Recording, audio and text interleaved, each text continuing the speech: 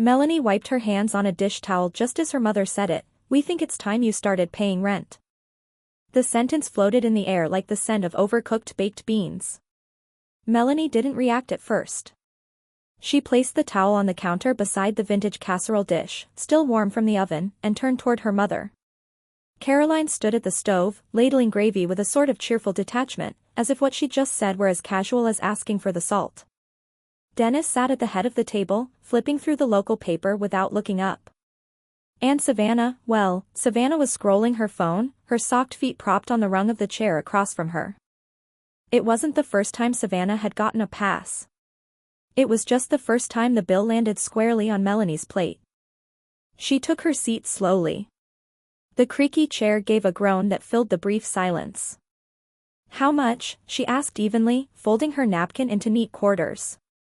Caroline smiled, almost too sweetly, and poured gravy onto the mashed potatoes. "We were thinking $400 a month. Nothing outrageous. Just something to help keep the house running." Melanie glanced toward her sister, who was now chuckling at something on her screen. "Will Savannah be helping too?" she asked. Savannah looked up, mouth still half smiling. "I'm between things right now." "She's still trying to find her footing," Caroline added quickly, placing the bowl of green beans at the center of the table. "You have your job, benefits, stability." Melanie swallowed. "So this is about stability." Caroline's expression tightened for just a second before she recovered her hostess face. "This is about fairness." Dennis reached for the meatloaf, carefully avoiding the conversation. Melanie watched as he sliced into the loaf like it was an escape hatch. The knife clinked against the glass dish, the one that had belonged to Grandma Ruby, the same dish they only used when company came, or when Caroline wanted to make a point about tradition. Melanie reached for the gravy, mostly to give her hands something to do. She'd worked all day, shelving returned biographies, helping a widow print a Medicare form, staying late to supervise a group of teens working on a school project. Then she'd stopped at the Wintercup Cafe for a half-priced apple fritter, just to have something warm in her bag. Now she was being told that adulthood came with an invoice, and that hers had finally arrived. "I can contribute," she said, trying to keep her voice calm. "But if this is about fairness, shouldn't we all contribute?" Savannah rolled her eyes. "I'm not even home that much." "You live here," Melanie said gently. Caroline's spoon clinked sharply against the edge of the serving bowl. "This isn't an attack. We're simply asking you to help. You know we've always seen you as the strong one."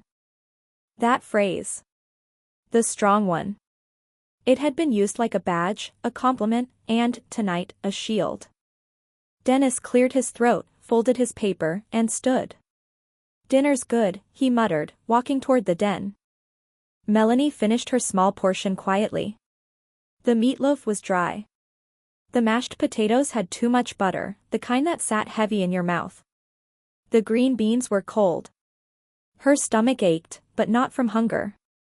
She excused herself without fanfare. Caroline nodded stiffly. Savannah didn't even look up. Upstairs, Melanie's room looked unchanged since high school, same floral bedspread, same bookshelf, same fading photos taped to the mirror. She sat on the bed and reached beneath it for the accordion file she'd hidden weeks ago. Inside, manila folders neatly labeled, local rentals, budget breakdown, emergency contacts. She flipped open the one marked rental options, November. The top page was a printout from a listing website. A modest one-bedroom above the hardware store downtown. A studio near the post office.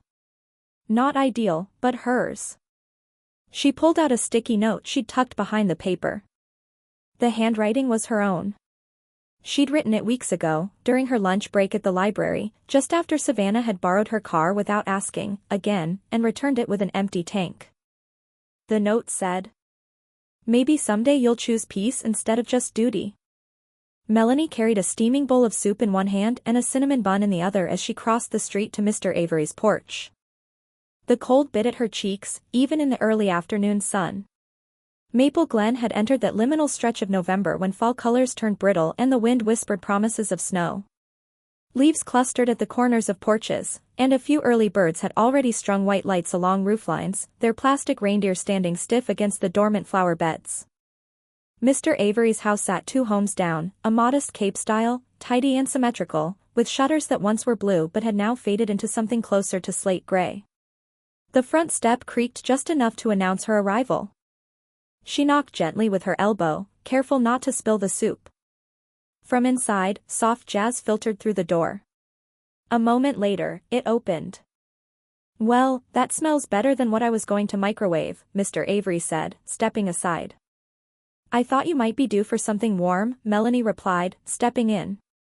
"Chicken and wild rice. And a cinnamon bun from Maple Diner, still warm if we're lucky." "You spoil me," he said with a small smile, leading her into the living room. The room was neatly kept, every object in its place. The wood stove crackled faintly in the corner, and the air carried a comforting mix of cedar and something faintly citrus. Bookshelves lined one wall, mostly hardcover biographies and old legal texts. On the table near the window, a brass owl paperweight held down a stack of unopened mail.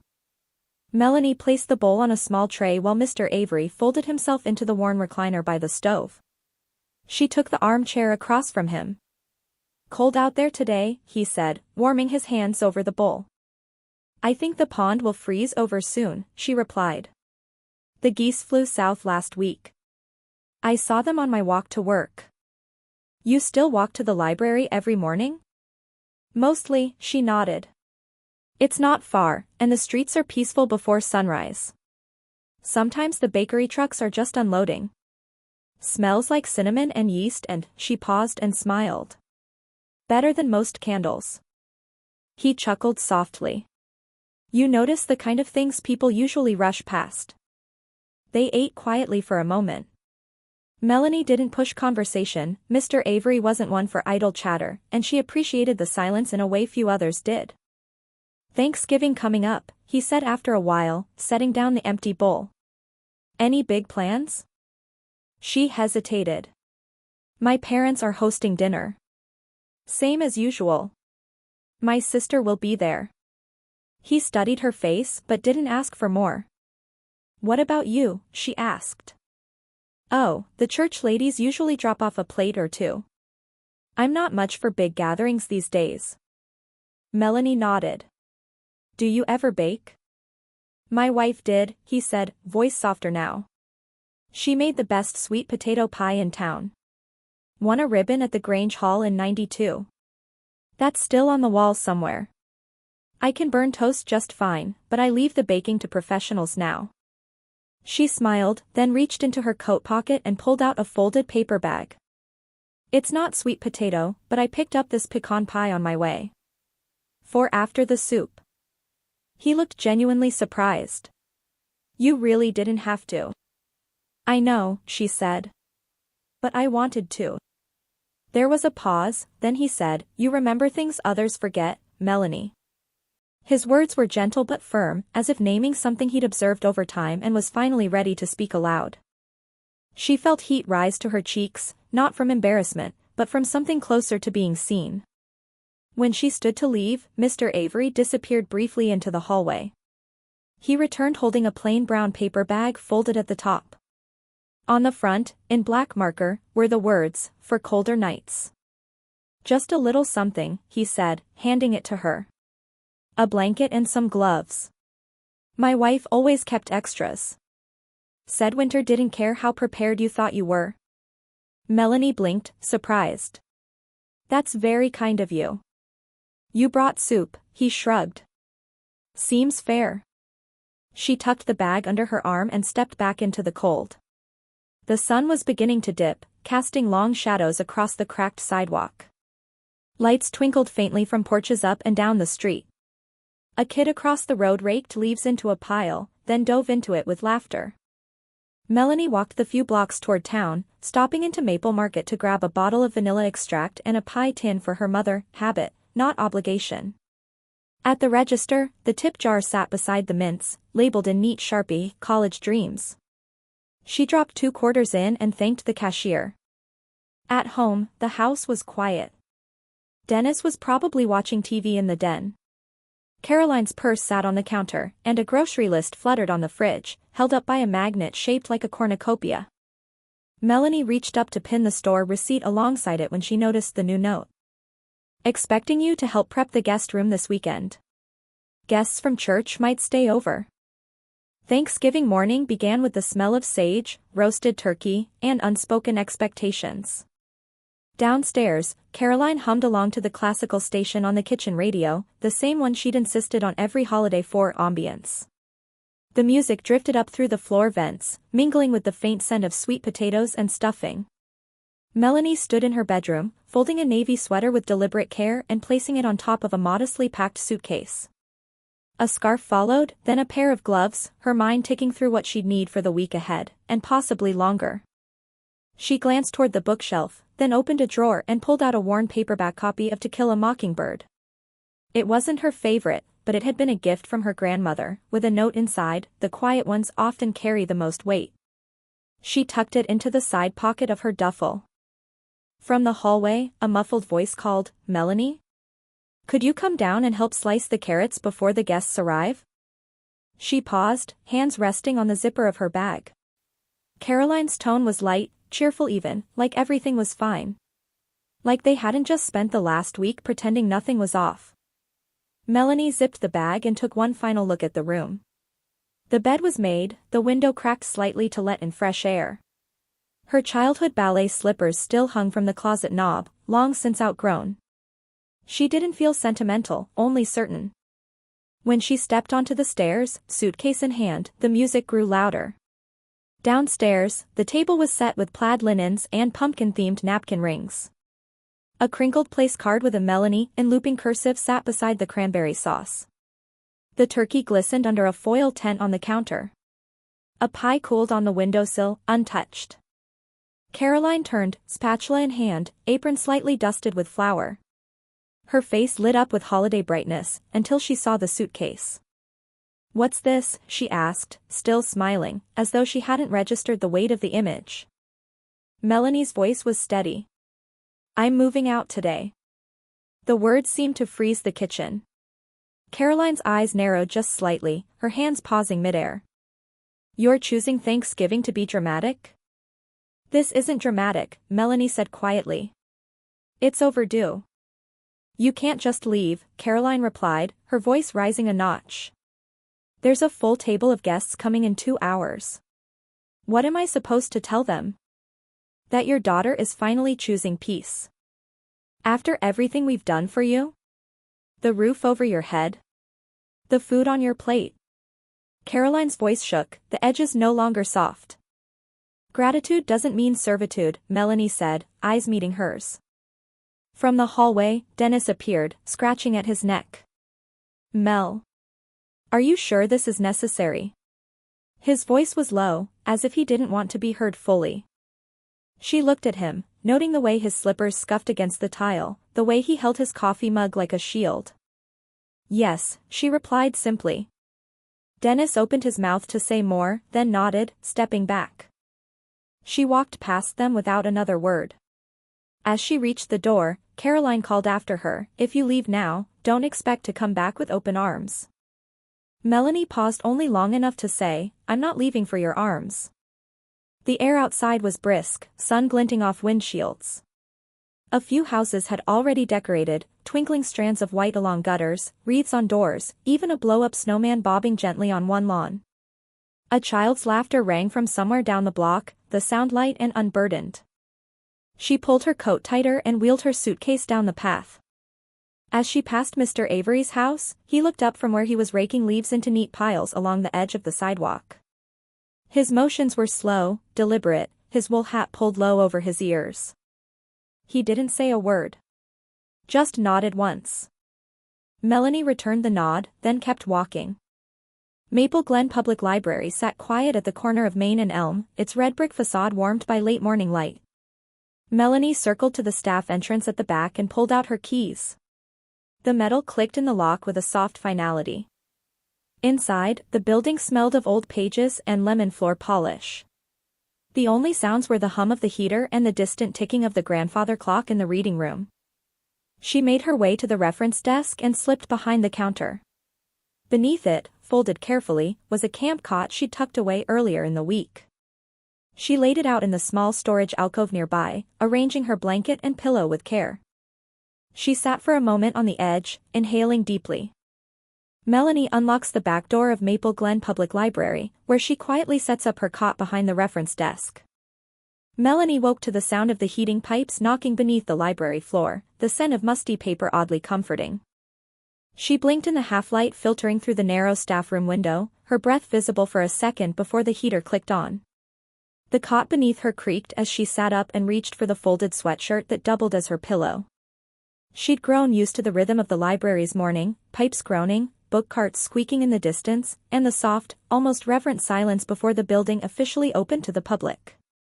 Outside, a light frost clung to the windows.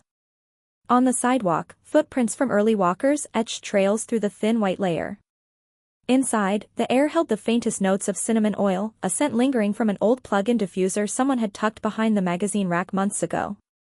She moved quietly through the back hallway and into the break room, where she brewed coffee in the same clunky machine that had served staff and volunteers for a decade. As the coffee dripped, she folded her blanket neatly and tucked it beneath the cot. Her bag sat just beside the filing cabinet, packed and ready to move at any moment, not because she planned to, but because she'd learned not to assume security was permanent. She carried her mug to the front desk, steam curling above the rim. The library was still closed, but sunlight streamed in through the tall windows, casting stripes of gold across the reading chairs and new arrivals' shelf. It had been years since she'd spent this much uninterrupted time here. As a child, she used to nestle between the stacks while her parents argued at home, reading worn copies of classic novels until the staff flicked the overhead lights as a gentle signal that it was time to go. It felt strange now, to be here as an adult, not hiding but choosing to stay. Footsteps approached from the back. Marcia appeared in her usual wool cardigan, glasses perched low on her nose. She took one look at Melanie and the half-full coffee cup and smiled faintly. "You're here early again." Melanie didn't flinch. "Just figured I'd get a head start on reshelving the weekend returns." Marcia raised an eyebrow, then nodded toward the staff lounge. "You know, if the guest cot needs a longer-term borrower, I won't tell the board." Melanie looked up, surprised. "I've been around libraries, and people, a long time," Marcia said. "I notice things." Melanie offered a small smile. "Thank you." Later that day, the first snowflakes of the season drifted past the tall windows as children's voices echoed from the community nook. Melanie had quietly started an after-school reading circle. Nothing formal, just a small carpet, a stack of gently used books, and a few paper cups of hot cocoa donated by the bakery across the street. Lucy, the bright-eyed 8-year-old with a lisp and a love of dragons, had become the group's most devoted member. That afternoon, Melanie read The Velveteen Rabbit aloud, her voice soft but steady. Lucy sat cross-legged at her feet, clutching a well-loved stuffed bear. From the corner, Mr. Avery watched silently. He'd donated the book just the day before, saying it had belonged to his wife. He didn't speak much during the sessions, but he always showed up. Today, as Melanie reached the part where the rabbit becomes real, not because of magic, but because he was loved long enough, Mr. Avery turned his head and wiped the edge of his eye with the back of his hand. After the reading, Melanie tidied the cushions and stacked the books. She paused at his suggestion box, near the coat rack and opened the lid. Amid grocery receipts and torn notebook paper was a note scrawled in green marker. "Miss Melanie is my favorite reader." She folded the note carefully and slipped it into her coat pocket. The front doors chimed just before closing. Melanie glanced up, expecting a neighbor returning a DVD. Instead, she saw her mother. Caroline wore a camel-colored coat and heels too sharp for the slick sidewalk. She held a hardcover cookbook in one hand, the one Melanie had gifted her 2 Thanksgivings ago, still pristine. "I was just returning this," Caroline said brightly to no one in particular, her voice echoing too loudly in the near-empty space. Melanie met her gaze, saying nothing. Caroline stepped closer, lowering her voice as she reached the front desk. "I don't know what you think you're doing here, hiding behind books like you're above it all. But people are starting to talk." Melanie kept her expression still. "You're embarrassing this family," Caroline hissed. Melanie, without flinching, says, "You stopped being my family the moment you started measuring love in dollars." A cream-colored envelope with a typewritten label sat on Melanie's desk like it had been waiting for decades. She found it just after returning from her lunch break, tucked neatly between the returned book bin and a stack of interlibrary loan requests. The envelope bore her full name, Miss Melanie Cooper, and no return address, only the steady, old-fashioned font of a typewriter. She held it a moment before opening it, the weight of the paper unfamiliar in a world of email and text messages.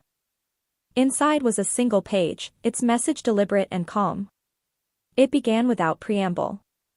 "You are not invisible. What you do matters, quietly, surely, and in ways most people miss until they're forced to reckon with decency." The letter went on to recount her contributions to the town, how she'd read to children after school without being asked, how she'd helped elderly patrons complete confusing online forms, how she'd shown kindness not out of obligation but instinct. It ended with a signature in neat cursive, Harlan Avery. Below that, a postscript. Copies of this letter have been forwarded to the Maple Glen Community Board and the Church Council. Melanie read it twice, then again, feeling something shift in her chest. Not a swell of triumph, but a quiet steadiness, like finally stepping onto solid ground after a long time at sea. Later that afternoon, rain tapped gently against the library windows. The town dimmed early beneath a thick gray sky, and by 3:30, the street lamps had already flickered on. Melanie shelved books in the biography section while Lucy's mother dropped off a tray of shortbread cookies near the front counter. "Just a little thank you," she said. "Lucy loves coming here." Melanie smiled, fingers brushing the edge of the tray. That evening, the town hall filled with folding chairs and murmuring voices. The monthly community meeting was a fixture, part social hour, part civic duty. Tonight's agenda was simple: upcoming holiday events, library updates, and any new proposals. Melanie sat near the back, unsure whether she should have come at all. She didn't have to wonder for long why her mother was there. Caroline rose during the open forum portion, a folded paper in her hand. She wore her usual warm-toned coat and the expression she saved for Sunday luncheons, a blend of concern and self-assurance. "I'd like to address something personal," she began, eyes sweeping the room. "As many of you know, my daughter has recently distanced herself from our family. While that's her choice, it's been painful, especially during the holidays." A few murmurs. Melanie's stomach tightened. "We've always tried to support her," Caroline continued. "But I worry that people only see one side. She left during Thanksgiving. Didn't even stay for dessert." Melanie felt eyes turn. Not accusatory, just curious. From the opposite end of the room, a voice rose, steady, quiet, but clear. "The town deserves truth," Mr. Avery said, "not theater." Heads turned. Mr. Avery stood slowly, one hand resting on the back of his chair. "Miss Cooper has shown this community more kindness than most. I've known her to deliver groceries, read to our children, and help those who can no longer manage things like Medicare forms and tax statements." He paused. "Some people speak loudly and say little. Others do a great deal and say almost nothing." The room held its breath. Then someone near the front, a woman from the bank, spoke up. "She helped me figure out my mom's prescription coverage. Stayed after closing to finish it." Another voice chimed in. "She read to my grandson every Thursday. He calls her Miss Melody." Chuckles fluttered through the room. Melanie didn't move. She wasn't sure she could. Mr. Avery sat back down, folding his hands in his lap like nothing had happened. Caroline's mouth opened, then closed. She returned to her seat, cheeks flushed. The meeting resumed with small-town regularity, a motion to approve new snow plowing routes, a reminder about the Christmas tree lighting. But Melanie felt something she hadn't in weeks, visible. As the chairs scraped back and people rose to leave, a woman in a blue cardigan approached her quietly. "Miss Cooper." Melanie turned. "We'd like you to lead the new Civic Kindness Project. Would you consider it?" The new community room smelled faintly of lemon polish and fresh-baked gingerbread as the first guests arrived. It was the first Friday after Thanksgiving, and the Reading Room for All at Maple Glen Library had opened its doors just that morning. The lace curtains fluttered gently from the radiator's hum, and the electric fireplace glowed in the corner, casting flickers of amber light across the newly painted walls. Cushioned armchairs lined the edges of the room, their fabrics mismatched but clean, welcoming. Soft jazz played low in the background, blending with the rustle of winter coats and the quiet greetings of neighbors who hadn't seen each other since the first frost. Melanie moved between the clusters of guests with a tray of hot cider in small paper cups, her steps steady, her voice calm. She wore a simple knit sweater and jeans, her hair tucked behind her ears. There was no badge, no title, just presence. And it was enough. Lucy arrived with her mother just before the hour. She bounced on her toes in snowflake-patterned leggings, clutching a dog-eared copy of Charlotte's Web. "I saved you a seat," Melanie said, pointing to a pillow near the front. Lucy grinned and scurried over, settling in beside two elderly women who had brought their own knitting projects. A teenager in a puffer coat slouched in the back, earbuds dangling but eyes attentive. Melanie chose the velveteen rabbit. She didn't announce it. She simply opened the book and began, her voice even and warm. The room quieted. Somewhere near the second page, a single sniffle sounded, subtle, human, shared. As she read, Mr. Avery watched from his usual corner. He didn't say much these days unless it mattered, but today, as the last paragraph came to a close and the children clapped gently, he stood. He walked to the front desk, reached into a coat pocket, and set a small box in front of her. Inside, nestled in cotton, was a pin, Citizen of Kindness, nominee. Melanie looked up, unsure what to say. He shrugged. "The town wanted to say thank you. I just volunteered for delivery." She smiled and closed the box carefully, placing it on the shelf behind her. Later, as the chairs were being stacked and cider refilled, the door opened again. Cold air followed the figure inside, thin, brisk, wrapped in a fashionable coat too light for the temperature. Savannah. She looked around as if trying to decide whether to act annoyed or amused. Her eyes landed on Melanie. "I need a favor," she said. Melanie said nothing. "I got a parking ticket downtown. Didn't see the sign. Can you spot me 50? I'll pay you back. Eventually." Melanie walked to the counter, reached beneath it, and returned with a folded sheet of paper and a small envelope. She handed both to Savannah. Savannah opened them. One was a bus pass. The other, a coupon for a free coffee and muffin at Wintercup Cafe. "You serious?" "I am." Savannah scoffed. "You think you're better than us now?" Melanie shook her head. "No, I just stopped letting pain define me." Savannah stared at her a moment longer, then turned and left. The bell above the door jingled once, then silence. Melanie exhaled slowly. The lights were dimmer now, the last rays of evening fading through the frosted windows. She turned off the electric fireplace, gathered a blanket from the armchair, and tucked it neatly into a basket near the door. As Melanie locked up that night, "Mr. Avery says, you built something better than a house. You built a home for hearts." The warmth of the reading room lingered long after the last guest had gone, not just from the fireplace glow, but from something far deeper, an unspoken sense of belonging. Melanie had once carried the quiet weight of others' expectations, but now she carried something else, the knowledge that kindness, freely given, could rebuild more than trust, it could rebuild lives. In a world quick to judge by noise and appearance, she reminded us that gentle actions speak the loudest. Like a porch light left on through the night, a small kindness can guide someone home. And maybe, in your own quiet way, you've been that light for someone too.